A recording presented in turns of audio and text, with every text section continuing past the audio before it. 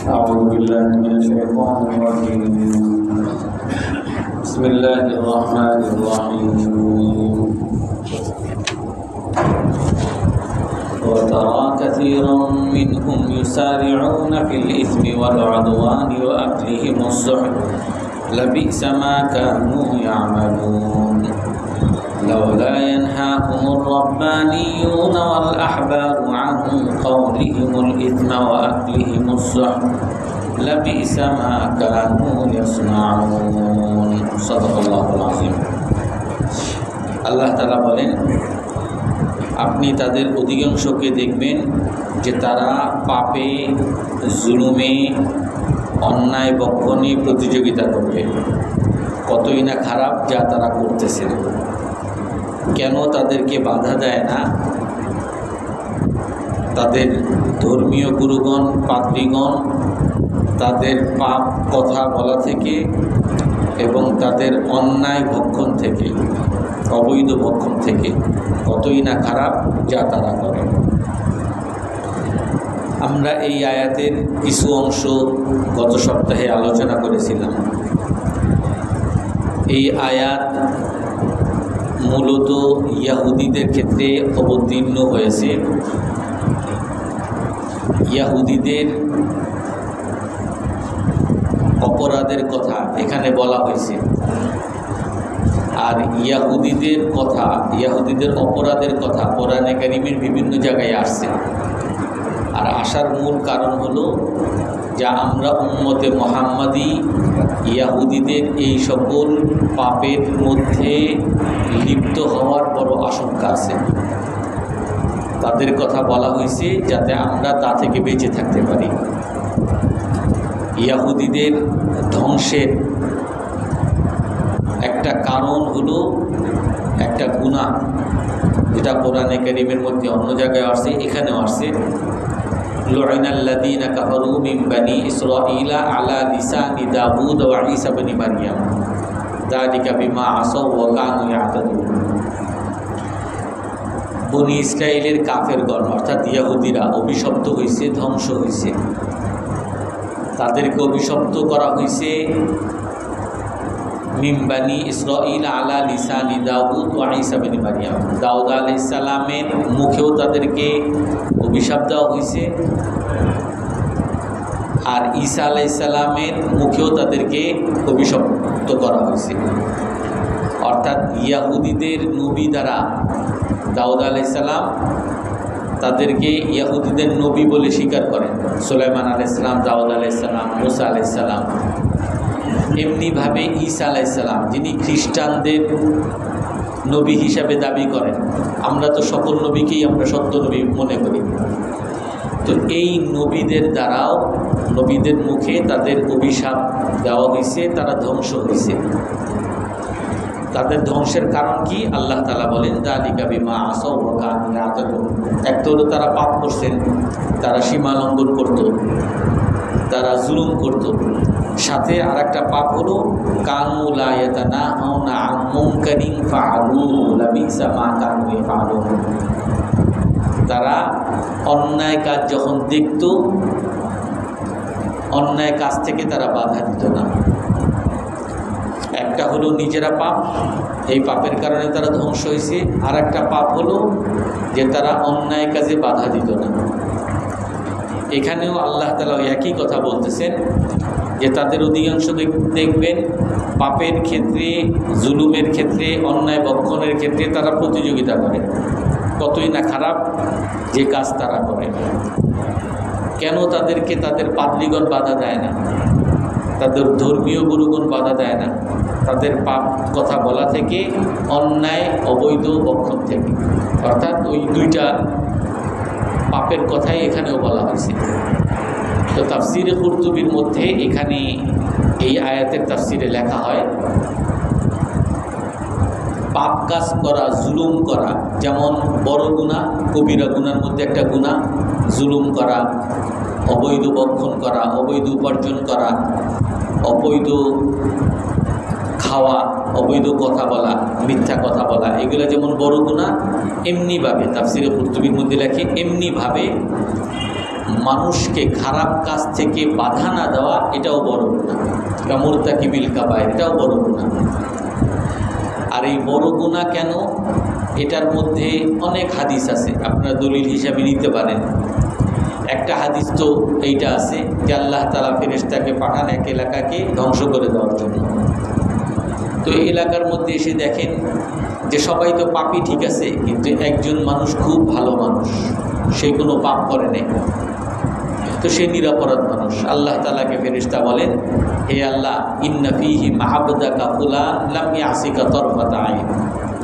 ওই এলাকায় তো এমন একজন লোক আছে যে কখনো চোখের পলকের জন্য আপনার গুনাহ করে নাই, আপনার অবাধ্য হয়নি, সব সময় ভালো কাজ করতেছে। আপনি আমাকে পাঠাইছেন পাপীদেরকে ধ্বংস করতে, তো আমি পাপীদেরকে ধ্বংস করবো, এখানে তো একজন ভালো মানুষও আছে, তো ভালো মানুষকে আমি কেন ধ্বংস করব? আল্লাহর কাছে জিজ্ঞাসা করতেছেন। আল্লাহ তাআলা তার প্রতি উত্তরে কি বলেন? ফাবিহি ইবেদা, এই যে তুমি যাকে ভালো মানুষ বলতেছো, নিরাপরাধ মানুষ, কোনো পাপ কখনো করে নাই, তার দ্বারা তুমি আযাব শুরু করো, ধ্বংস করা শুরু করো, তাকে দিয়ে শুরু করো। কেন? অন্যরা তো কবিরা গুনাহ করছে, বড় অপরাধ করছে, এই জন্য তাদেরকে আযাব দিতেছি। আর তাকে আযাব কেন? সেও বড় অপরাধ। কি বড় অপরাধ? আল্লাহ তাআলা বলেন, ফা ইন্না ওয়াজহাহু লাম ইয়াতামাআন ফি ইয়াসাআতিকা। সে যদিও নিজে ভালো কাজ করছিল, কিন্তু মানুষকে খারাপ কাজে দেখেও তার চোখে কোনো দুঃখের ছাপ আসে নাই, তার চেহারায় কোনো বিরক্তির ছাপ, দুঃখের ছাপ আসে নাই। আহা, কেন মানুষ এত আল্লাহর নাফরমানি করতেছে, কেন গান গাইতেছে, কেন নাচতেছে, কেন মদ খাইতেছে, কেন অপরাধ করতেছে, কেন পাপ করতেছে, আর পাপ করে তারা ধ্বংস হয়েছে, এই দুঃখটা আসে নাই, এর ছাপ তার চেহারার মধ্যে দেখা যায় না। এই জন্য সেও বড় অপরাধী, তাকে ধ্বংস করো। একটা দলিল। আর একটা হাদিস, এটাও সহিহ হাদিস, ইন্নান নাসা ইদা রাআউ যালিমা ফালাম ইয়াখুযু আলা ইয়াদাইহি আওশাকাল্লাহু আন ইয়াউম্মাহুম বিইকাব। মানুষ যখন কোনো জালিমকে দেখে জুলুম করতেছে, কিন্তু জালিমকে জুলুম করতে দেখেও তাকে বিরত রাখার জন্য, তার প্রতিরোধ করার জন্য কোনো চেষ্টা সে করে না।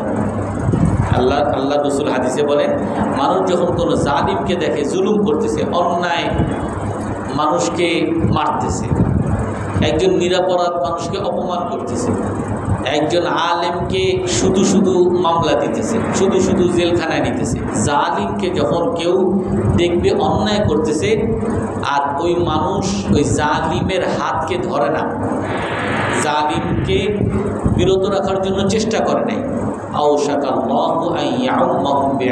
আল্লাহ তাআলা আযাব দেওয়ার সময় শুধু জালিমকে আযাব দিবেন না, বরং যারা তার প্রতিবাদ করে নাই তাদের সকলকে আযাবে গ্রেফতার করেন।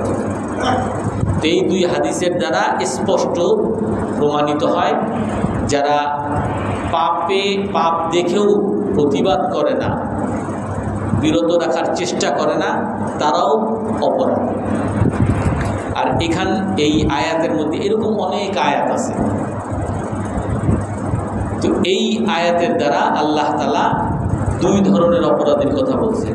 এক অপরাধী হলো যে নিজে পাপ করে, আর এক অপরাধী ধর্মীয় গুরু, ধর্ম মানে, ইসলাম মানে, কিন্তু সে মানুষকে বাধা দেয় নাই। লাবিসা মা কানু ইয়াসনাউন লাবিসা মা কানু ইয়ামালুন। দোনোজনের ক্ষেত্রে আল্লাহ তাআলা কি বলছেন?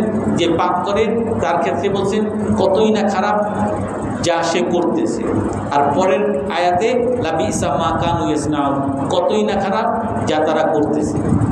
আমাল সনা দুইটা আরবি শব্দ, দোনোটার অর্থ হলো করা, কিন্তু এই দুই করার মধ্যে পার্থক্য আছে। আমল বলে হলো,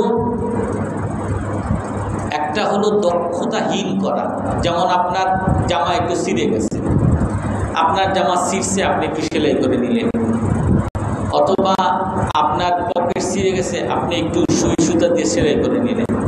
আপনাকে এই একটু সেলাই করতে পারেন বলে কি কেউ আপনার দর্জি বলবে? আপনি পারেন, কাজ পারেন, কিন্তু এর দ্বারা আপনি দর্জি হন নাই।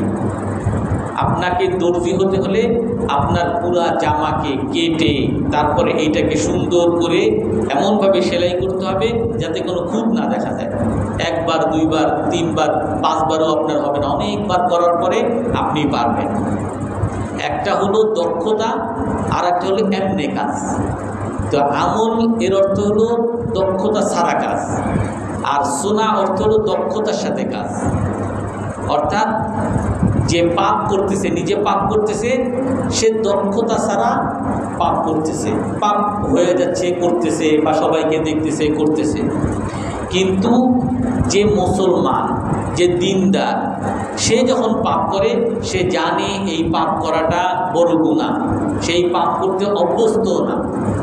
বরং এই দিনদার নামাজি এ যখন পাপটা করে, একে দেখে আরো 10 জনে প্রমাণ দেয় যে তুমি বড় হুজুরগিরি করো, উনিও তো আমাদের এই অবাধ মেলামেশার বিয়েতে আসে, সেও তো আমাদের সাথে দেখা দেয়। অনেক মেয়েরা বলে তোমার ওই হুজুর তো আমাদের সাথে দেখা দেয়, তুমি এত বড় হুজুর কোত্থেকে হয়েছো।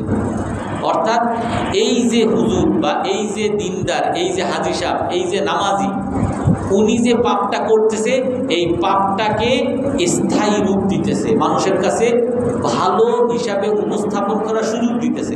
আর যে পাপী, যে মদখোর, ঘুষখোর, সুদখোর, এ তো পাপ করবে, সবাই তারে পাপী হিসাবেই জানে, এ যে পাপ করে। কিন্তু একজন হুজুর গিয়ে যদি একজন মেয়ের সাথে কথা বলে, আর আপনি যদি বলেন যে না, আপনার দিকে আমার তাকানো যাবে না, তুমি কোন হুজুর আসছো, তোমার সে বড় হুজুর এই কাজ করছে।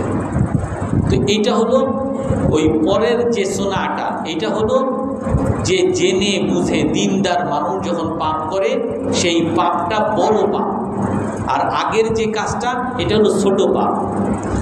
এই জন্য ওলামায়ে কেরাম বলেন যে দিনদার যারা ইসলাম মানে, আমরা যারা ইসলাম মানতেছি, আমার দাওয়াত মুখের দ্বারা দাওয়াতের চেয়ে বেশি গুরুত্বপূর্ণ, বেশি দামি হলো আমার আমলের দ্বারা দাওয়াত। আল কুদওয়াতু আবলাগু মিনাল দাওয়াত। আপনার মুখের দাওয়াতের চেয়ে আপনার আমলের দাওয়াতটা বেশি গুরুত্বপূর্ণ। এর যদি উল্টা বলি, আপনার মুখের কথা, মুখের খারাপ কাজের চেয়ে আপনার আমলের খারাপ কাজটা বেশি মানুষের কাছে প্রভাব ফেলে। আপনি মুখে খারাপ গালিগালাজ করেন, মানুষের কাছে খারাপ হিসেবেই পরিচিত। আপনি মাস্তান, আপনি ছিনতাইকারী, আপনি রাহাজান, আপনি খারাপ মানুষ, সবাই জানে। তো আপনারা যদি কেউ সিগারেট খাইতে দেখে, মদ খাইতে দেখে, বা কোনো পাপ করতে দেখে, মানুষকে ঠকাইতে দেখে, মানুষ খুব অবাক হবে না। কিন্তু আপনি একজন হাজী সাহেব মানুষ, আপনি নামাজি মানুষ, আপনি মসজিদে 5 ওয়াক্ত নামাজে আসেন, আপনি যখন একটা রিকশায় উঠবেন আর রিকশাওয়ালারে ভাড়া দিবেন না, তখন সেই রিকশাওয়ালা শুধু আপনারই খারাপ ভাববে না, বলে সব হুজুরই খারাপ।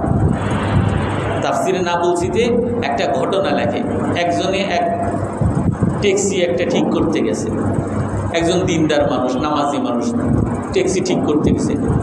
উনি বলে যে আমি অমুক জায়গায় যাবো, বলে না আমি যাবো না, আপনারে নিব না। তারে সে নিবেই না। যে কেন ভাই, আমি কি দোষ করলাম, আমার ওইখানে দরকার এখন যাওয়ার, তুমি আমার কেন নিবা না? বলে আপনি আপনারে কেন নিব না জানেন? আপনার মতো এরকম একজন নামাজি মানুষ আমি নিছিলাম, নেওয়ার পরে তার জায়গা মতো পৌঁছায় দিছি, আমার যে ভাড়া, এই ভাড়া তো দেয়ই নাই, আমি ভাড়া কেন চাইছি, এই জন্য তার মানুষ দিয়ে আমার এই ঘুষি দিয়ে বিদায় করে দিছে। তো হুজুররা সবই খারাপ হয়, নামাজিরা সবই খারাপ হয়, এই জন্য আমি আপনারা আর নিব না, আপনার মতো হুজুরদের আমি আমার গাড়িতে উঠাবো না। তো উনি বলেন যে আমি যে ভাই, তুমি আগে ভাড়া যে দেয় নেই, কত দেয় নেই? বলে 20 দিনার। তো 20 দিনার আমি তোমাকে দিব, আমি যেখানে যাব সেটার 20 দিনার ভাড়া, এবং সাথে তোমাকে আরও 10 দিনার দিব, আগের যিনি ভুল করছেন এই জন্য আমি তোমার 50 দিনার দিব। তারপরে উনি গিয়ে তাকে ওনার এই যে হুজুরদের সম্পর্কে বা নামাজি সম্পর্কে যে তার যে খারাপ ধারণা, এই খারাপ ধারণা দূর করার জন্য সে চেষ্টাটা করছে। এই জন্য আমি যদি নামাজ পড়ি, রোজা রাখি, আর আমি যদি আমার আমল আমি ঠিক না করি, এর দ্বারা যত দুর্নাম হবে এইটা সবচেয়ে বড় দুর্নাম হবে, বড় মানুষকে ইসলামের পথ থেকে প্রতিবন্ধক হবে। আজকে আপনারা অনেকেই জানেন, অনেক মানুষ এরকম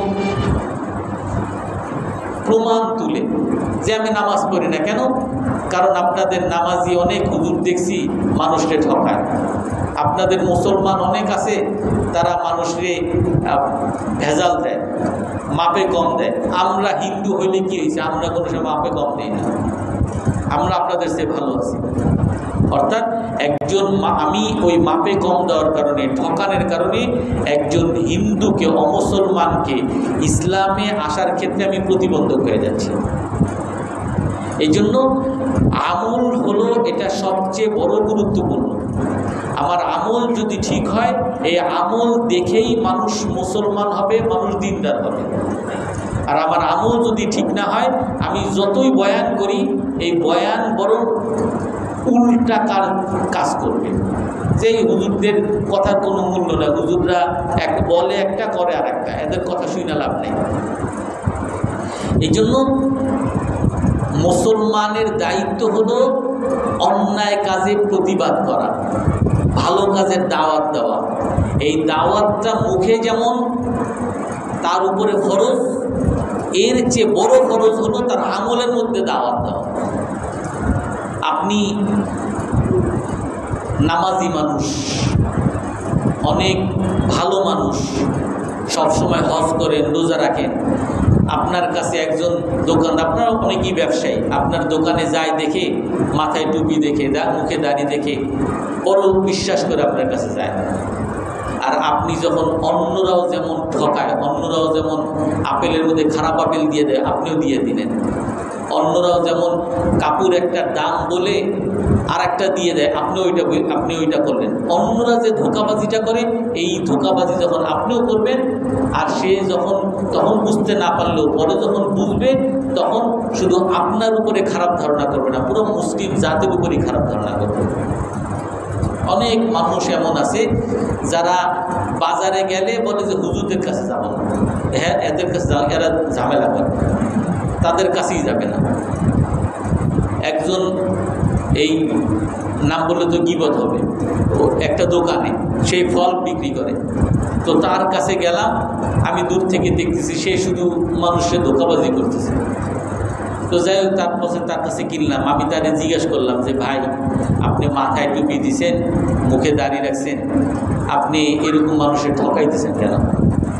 বলে আমি দাড়ি রাখছি, তাতে কি হয়েছে, সমস্যা কি?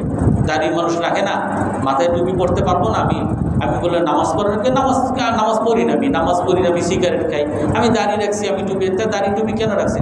আমার কাছে যাতে কাস্টমার আসে, কাস্টমার বেশি যাতে আমি পাই, এই জন্য আমি দাঁড়িয়ে রেখেছি টুপি। অনেক দেখবেন দালাল আছে, ওই যে পাসপোর্টের দালাল, তারপরে গাড়ির টিয়ের দালাল, মাথায় একটা টুপি লাগায়।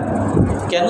যাতে মানুষ তার টুপি দেখে তারে বিশ্বাস করে, তার কাছে কাস্টমার বেশি যায়। এই জন্য টুপি হলো তার কাস্টমার ধরার জন্য, দাড়ি হলো তার কাস্টমার ধরার জন্য। অনেক গাড়ি হেল্পার দেখা যায় খারাপ ব্যবহারের উপরে চরম খারাপ ব্যবহার, কিন্তু দাড়ি রাখছে, টুপি রাখছে। একজনে দেখি যে এক মাস্তান, এই কালশিতে সেও মাস্তান, অন্য মাস্তান ধরে পিটাইতেছে। আমি তারে বললাম যে ভাই, ওই দিন তো আর কিছু বলতে পারে, আবার ওইখানেই থাকে, সে ওই এলাকার মাস্তান থাকে না, ওই কি বলে স্ট্যান্ডের। আমি তারে বললাম যে ভাই, আপনি মানুষের মালের বলে এরা এই করছে। আচ্ছা যাই হোক, এগুলো তো ভাই ভালো মানুষরা করেন, মাস্তানরা করে। হ্যাঁ আমি তো মাস্তান। তা আপনি মাস্তান ভাই দাঁড়িয়ে রাখছেন কেন? তা দাঁড়িয়ে রাখলে কী হয়েছে, সমস্যা কি? দাঁড়িয়ে রাখলে বুঝি মাস্তানি করা যাবে না? অর্থাৎ এই দাড়ির কারণে ইসলামের ক্ষতি হচ্ছে। অর্থাৎ আপনি ভালো কাজ, তাই বলে আপনি দাঁড়িয়ে রাখবেন না, অবশ্যই দাঁড়িয়ে রাখবেন, দাঁড়িয়ে একটা ভালো কাজ। কিন্তু আমি যখন দাঁড়িয়ে রাখতেছি, আমি যখন ইসলামের কাজ করতেছি, এর পাশাপাশি যদি আমি দাওয়াতের কাজ যদি না করি, তাহলে আমার এই ইসলাম মানা, আল্লাহকে মানা যেহেতু আমি পরিপূর্ণ করতেছি না, তো এই কারণে আমার বিরাট ক্ষতির কারণ হয়ে যাবে, ইসলামের ক্ষতির কারণ হয়ে যাবে। এই জন্য একটা অন্যতম দায়িত্ব হলো ভালো আমলের সাথে দাওয়াত দেওয়া। আল্লাহ তাআলা শরীয়ত দিয়েছেন আমাদেরকে। শরীয়ত মানে কি? শরীয়ত মানে হলো আল্লাহ তাআলার আদেশ, রাসূলুল্লাহ সাল্লাল্লাহু আলাইহি সাল্লামের আদর্শ, এটা কোরআন এবং হাদিসের মধ্যে নির্ধারিত আছে। আমি আপনি বানায়া বললে হবে না, বা কোনো হুজুর ব্যাখ্যা করলে হবে না। কোরআনে যেমন আছে, হাদিসে যেমন আছে। শরীয়ত একটা বিধান, একটা উঁচু স্তর। আর সাধারণত মানুষ ওই শরীয়ত মানার মতো তাদের মানসিকতা থাকে না, সবসময় মানার মতো চাহিদায় আসে না। কারণ এর সাথে আবার আর একটা কথা বলি, আল্লাহ তাআলা মানুষের একটা বানাইছে প্রকৃতি, অভ্যাস, আর একটা হলো আল্লাহ তাআলার আদেশ। দুইটা দুই জিনিস। যে কোনো আল্লাহ তাআলার আদেশ, এটা আপনার অভ্যাস, আপনার মনের বিরুদ্ধে যাবে। আপনার মন চাইতেছে গান দেখার জন্য, নাটক দেখার জন্য, নাচ দেখার জন্য, কিন্তু আল্লাহ তাআলার আদেশ যে তোমার চোখকে অবনত করো। আপনার মন চাবে সুন্দরী মেয়ে দেখছেন তার দিকে তাকাইতে, কিন্তু আল্লাহ তাআলার আদেশ না, চোখ অবনত করো।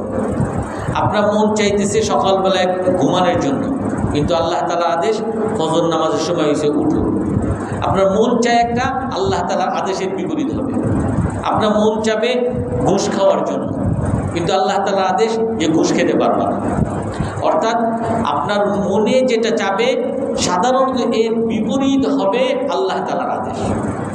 তো এই জন্য মানুষ সবসময় নিচু একটা স্তরে থাকে, তার মনে চায় না ইসলামে যা থাকে, শরীয়তে যা থাকে সেইটা মানার জন্য।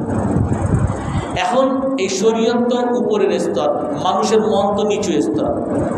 এখন আপনি একজন দিনদার মানুষ বা আপনি একজন দায়ী মানুষ, আপনি যখন দাওয়াত দিতে যাবেন, যখনই আপনি দাওয়াত দিতে যাবেন, তার দাওয়াত মানেই হলো তার মনের বিরুদ্ধে কথা বলা। তারা চাইতেছে সবাই এখন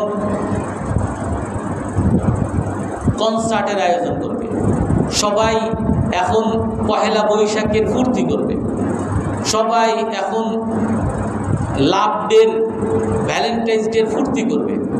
এখন আপনি তারে বলবেন লাভ ডে করা হারাম, পহেলা বৈশাখে যাওয়া হারাম, এটা কি তাদের কাছে ভাল লাগবে? ভাল লাগবে না। এখন যিনি দায়ী উনি দুরকম হয়।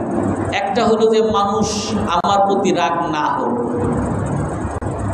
আর একটা হলো আমি যদি তাদেরকে দাওয়াত দিতে যাই, আমার বিরুদ্ধে তারা সবাই খেপে যাবে যে হুজুর বেশি বাড়াবাড়ি করে, বেশি গোরামি করে।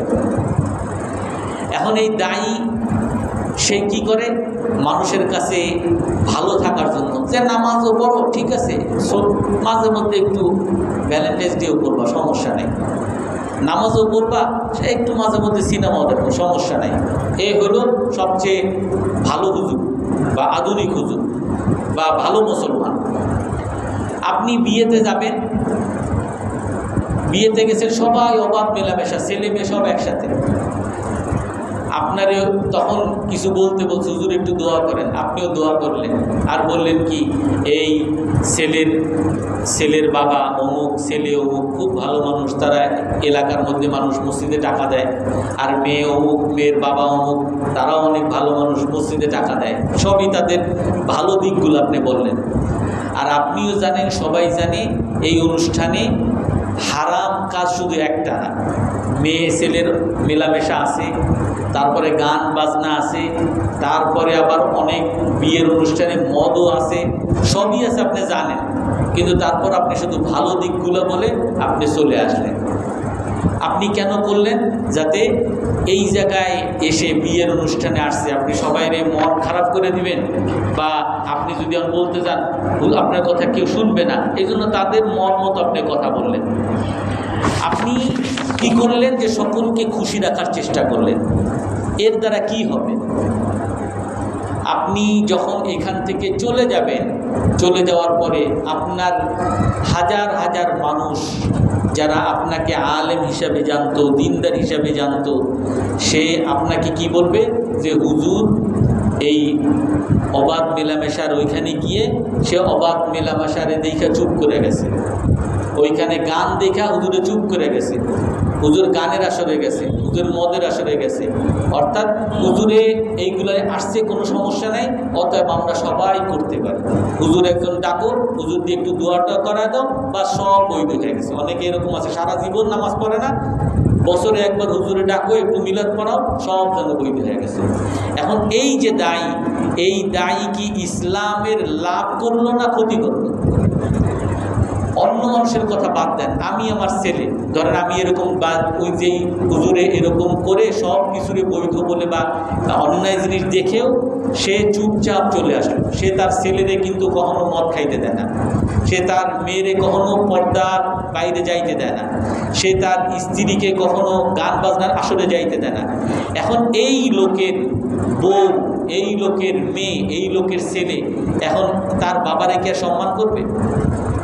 তার বাবা যখন বলবে যে তুমি পর্দা করো, তার মেয়েরে পর্দা করো বলবে, তার মেয়ে কি আর মানবে যে না তুমি তো সব বেপর্দারে তো বৈধ বইলে আসছো, আমি করলে কি সমস্যা? তার ছেলের যদি বলে যে তুমি গান গায়ো না, গানের আসরে যাও না, বলবে তুমি তো গানের আসরে গেছো, আমি গানের আসরে গেলে কি সমস্যা? তুমি তো মদের আসরে গেছো, আমি মদ খেলে কি সমস্যা?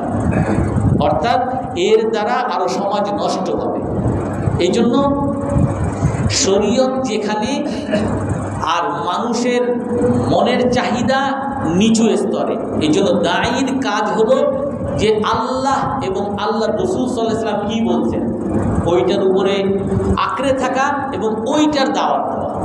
মানুষ হয়তো রাগ হবে, আমি যদি এখন বলি যে ভ্যালেন্টাইন্স ডে পালন করা যাবে না, এই হুজুরের কথা শোনা যাবে না, পহেলা বৈশাখের মধ্যে যেই মূর্তি নিয়ে যাওয়া হয় এগুলো আল্লাহ তাআলার সাথে দুশ্মনী করা, আল্লাহ তাআলাকে গালি দেওয়া, এর মধ্যে যাওয়া হারাম।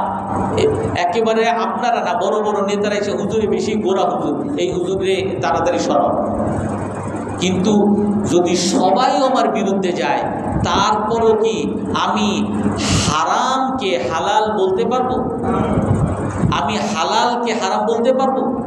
এই জন্য আমাকে অবশ্যই আল্লাহ এবং আল্লাহ রাসূল সাল্লাল্লাহু আলাইহি ওয়াসাল্লাম যা বলেছেন সেইটা আমাকে নিজেও আমল করতে হবে এবং অন্য মানুষকেও সেখানে দাওয়াত দিতে হবে। আর আমি যদি সেখানে দাওয়াত না দেই, যদি সেটা না করি, আমি অবহেলা যদি করি বা আমি চুপচাপ রইলাম, অনেক সময় আরও বড় ভয়ঙ্কর। এক জায়গায় গেছেন বা আপনি বসছেন, আপনার মসজিদে আসছে একজন বড় নেতা আসছে, যে এই হুজুররা আপনার নামাজ পড়বেন তো সব ঠিক আছে, কিন্তু আমাদেরকে সকলকে অসাম্প্রদায়িক হতে হবে। অসাম্প্রদায়িক কি? যে আমরা মসজিদে যেমন সবাই সবার সাথে কাঁধে কাঁধ মিলিয়ে আসি, আমাদের হিন্দু মন্দির যে আছে এই মন্দিরেও আমরা সবাই যাব, সেখানে আমরা সবাই গিয়ে তাদের সাথে সহমর্মিতা প্রকাশ করব। এই কথা যেই নেতা বলবে, এর কি আর ইসলাম থাকবে? ইসলাম বিরোধী কথা। এখন এইখানে ইমাম সাহেব বা খতিব সাহেব সে কি করে? চুপ করে রয়েছে। এই নেতার বিরুদ্ধে যদি বলি তাহলে তো সবাই আমার বিরুদ্ধে যাবে। আমি যদি চুপ থাকি, এক হলো পাপ উনি করছেন, এই পাপের বিরুদ্ধে আমি না বলার কারণে আমি পাপ করছি, আরও হাজার মুসল্লি সবাইকে আমি পাপ কাজে লিপ্ত করলাম। শুধু এইটা না, আপনি অনেক জায়গায় যাবেন, অনেক মুরব্বী আসবে, ইউনিভার্সিটির টিচার আসবে, যে হুজুররা কিচ্ছু বোঝে না। আসলে সমস্ত মানুষ তো একসময় মানুষ ছিল, সেখান থেকে মানুষ হয়েছে। সে তার মতো বিরাট থিওরি বলে গেল, অমুক থিওরিতে এইটা আছে অমুকতে, আর আপনি চুপচাপ রইলেন। তার বিরুদ্ধে কি বলবেন? সে সেমিনারে কথা বলতেছে, আপনি চুপচাপ রইলেন।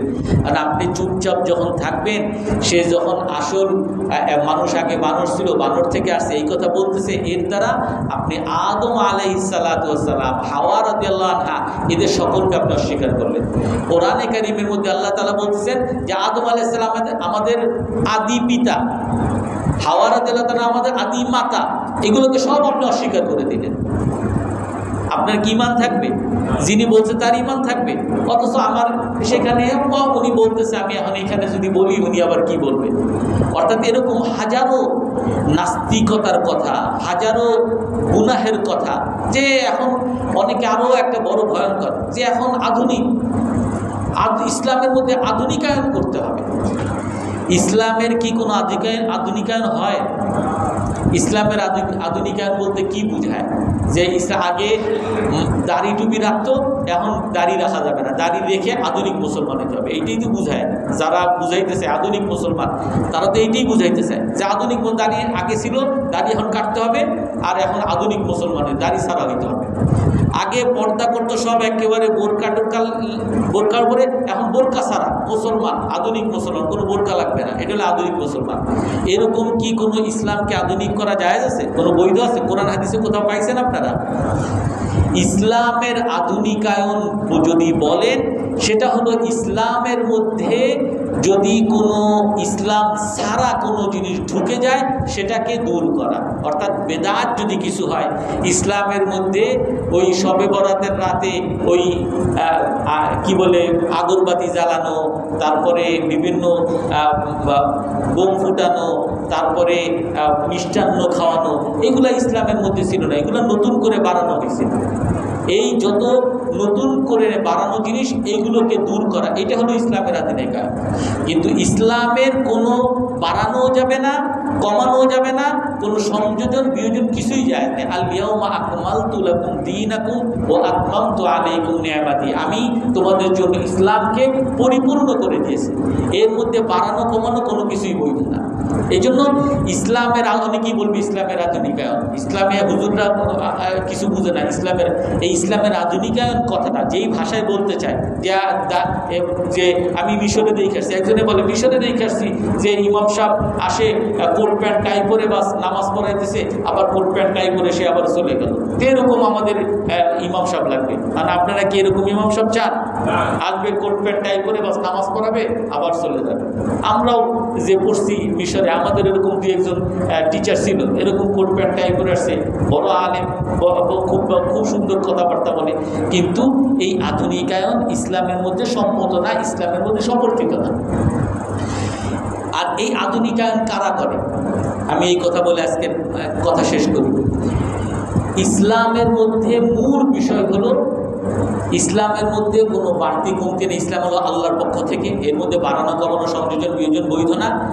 ইসলামের মধ্যে শুধু অনুসরণ, আল্লাহ কি বলছেন, রসুল কি বলছেন, অনুসরণ। ইসলামের মধ্যে শুধু পরস্পর সহযোগিতা। কোরআন হাদিসে বলছে আমি বুঝি নাই, তুমি বুঝে না, আসো আমরা সবাই নিজে বুঝে, আল্লাহ যেটা বলছেন সেইটি আমি মানব, আমি বুঝি আর না বুঝি কোরআন হাদিসে যেটা আছে সেইটাই মানব। ইসলামের মধ্যে হলো পরস্পর সহযোগিতা, ইসলামের মধ্যে কোনো দলাদলি, ইসলামের মধ্যে কোনো প্রতিযোগিতা, এগুলো নাই। এর বিপরীতে দাওয়াত যদি আল্লাহর জন্য দাওয়াত না হয়, সেই ক্ষেত্রে কি হবে? সেই ক্ষেত্রে হবে আমি যত নতুন নতুন জিনিস আবিষ্কার করব, যত সুন্দর করে আমি মিলাদ করব, যত মিলাদের মধ্যে যত সুন্দর করে ঢং দিব, তার মানে আমি ভালো হুজুর আবিষ্কার হয়েছি। ওই যে এইখান থেকে যাওয়ার পর ওইখানে দেখি বিভিন্ন ইয়া হুসাইন, হাই হুসাইন, কত কিছু বইলা একেবারে মানুষও দেখি যে তাদের সাথে লাফায়। এখন এই যে নতুন নতুন জিনিস আবিষ্কার করা, এটা কি ইসলাম? এটা কি মুসলমানের কাজ? এটা কখন হবে? যখন আপনি আল্লাহর দাওয়াতে থাকবেন না, আপনি আপনার কিছু মুরিদ বাড়াইতে চাবেন। দেখবেন কিছু মুরিদ পিসাবরা আছে, এরা এক ধরনের টুপি পরবে, এই ধরনের টুপি ছাড়া আর কোনো টুপি নেই, এক ধরনের পাগড়ি পরবে, এক ধরনের পোশাকই পরবে, এক ধরনের পোশাক, এক ধরনের টুপি। এগুলো কি সাহাবায়ে কেরাম, রাসূল সাল্লাল্লাহু আলাইহি ওয়াসাল্লাম, কোরআন হাদিসে কোথাও আছে? কোথাও নাই। কেন এটা করতেছে? যে নতুন একটা জিনিস, আমরা নতুন একটা জিনিস করব যাতে আমার দল, আমার লোকবল যাতে বেশি থাকে।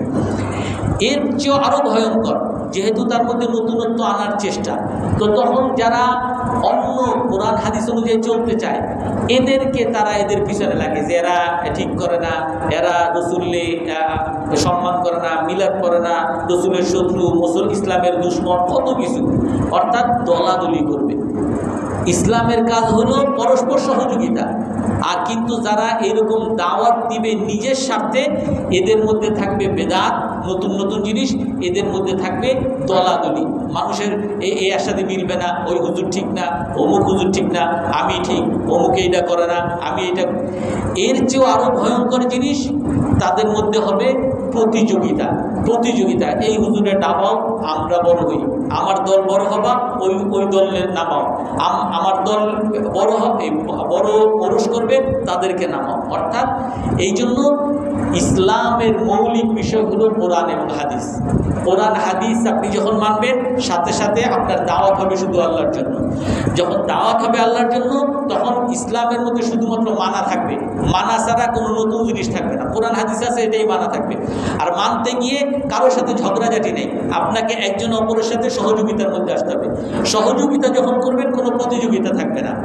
আজকে কাফের মুশরিকরা একজন আরেকজনের সাথে কোনো মিল নাই।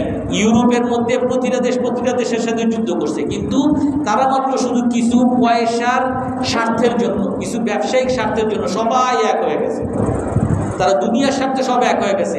আর আমরা ইসলামে আমাদের সব কিছু এক, নামাজ এক, কেবলা এক, রসুল এক, আল্লাহ এক, জান্নাত সবাই মানি, জাহান্নাম সব এক।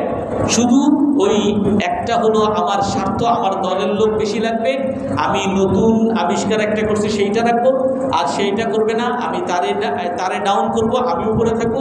এই কারণে আমাদের মধ্যে গণ্ডগোল। এই জন্য যে কোরআন এবং হাদিস মানবে, তার মধ্যে থাকবে আল্লাহর দাওয়াত, তার মধ্যে থাকবে অনুসরণ, নতুন কিছু আবিষ্কার না, শুধু অনুসরণ। কোরআন এবং হাদিস যা থাকে তাই সে মানবে। হক যেখানে পাবে সেটাই মানবে। হক যদি আমার বিরোধী পক্ষের কাছেও যায়, সেটাই সে মানবে। এবং তার মধ্যে পরস্পর সহযোগিতা থাকবে। সহযোগিতা বলেন যে কখনো কি বিতর্ক হবে না? হ্যাঁ, বিতর্ক হবে, ইখতিলাফ হবে, আপনার সাথে আমার তর্ক বিতর্ক হবে, কিন্তু তর্ক বিতর্ক হলেও আমরা কখনো বিভক্ত হব না। এটাকে বলে ইত্তেফাক মাল ইখতিলাফ, মানে তর্ক বিতর্ক থাকার পরেও আমরা এক। তর্ক বিতর্ক আছে, আপনি হানাফি মাযহাব, আমি শাফি মাযহাব, কিন্তু তারপর আমরা সবাই একই জায়গায় আমরা তওয়াফ করি, তো সবাই আমরা একই মসজিদে নামাজ পড়ি, সবাই আমরা একই মসজিদে নববীতে রাসূল সাল্লাল্লাহু আলাইহি ওয়াসাল্লামের রওজা মুবারকে গিয়ে আমরা সবাই সালাম দিই।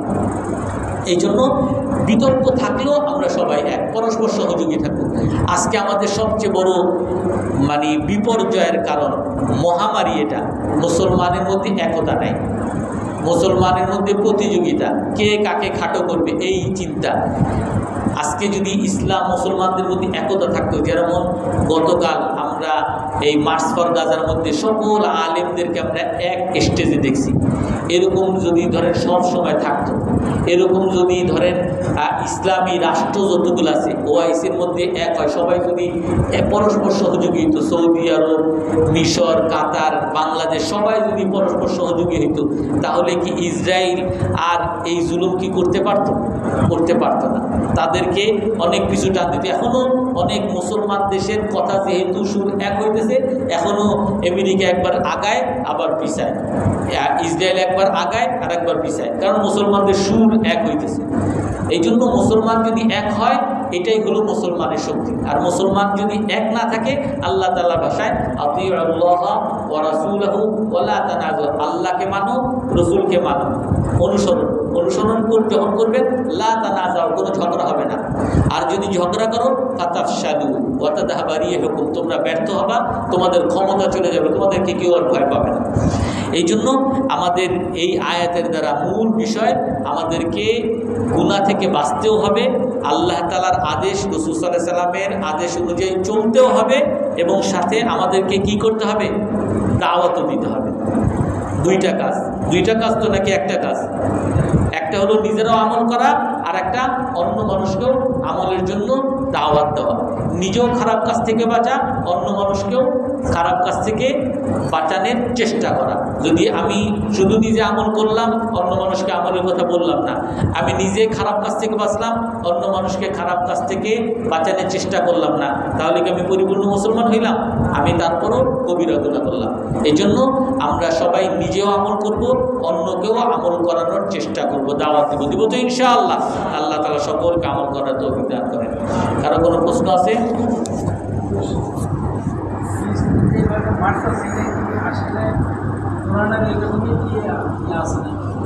কোরআনে কারীমের মধ্যে আল্লাহ তাআলা বলেন, লা তুফসিদুন্না ফিল আরদি মাররাতাইনি ওয়া লা তা'লুন্না উলুওয়ান কাবীরা। হে ইহুদিরা, তোমরা দুইবার সন্ত্রাস করবা, দুইবার পরাজিত হবা। একবার সন্ত্রাস আগে করছে সালাউদ্দিন আইয়ুবী এসে ফিলিস্তিন দখল করছে, তারপরে আবার এখন সন্ত্রাস করতেছে। এই সন্ত্রাসের অনেক ওলামায়ে কেরাম বলে যে আল্লাহ তাআলা যে বলছেন সন্ত্রাসের করার পরে আবার তারা পরাজিত হবে ইনশাআল্লাহ, অতি সত্বর সন্ত্রাসের চরম সীমায় যখন পৌঁছে গেছে, মানবতার চরম সীমায় পৌঁছে গেছে, আল্লাহ তাআলা তাদেরকে পরাজিত করবেন। কিন্তু সাথে আল্লাহ তাআলা তাদেরকে পরাজিত করার ক্ষেত্রে আর একটা শর্ত আছে, মুসলমানকেও সঠিক মুসলমান হইতে হবে।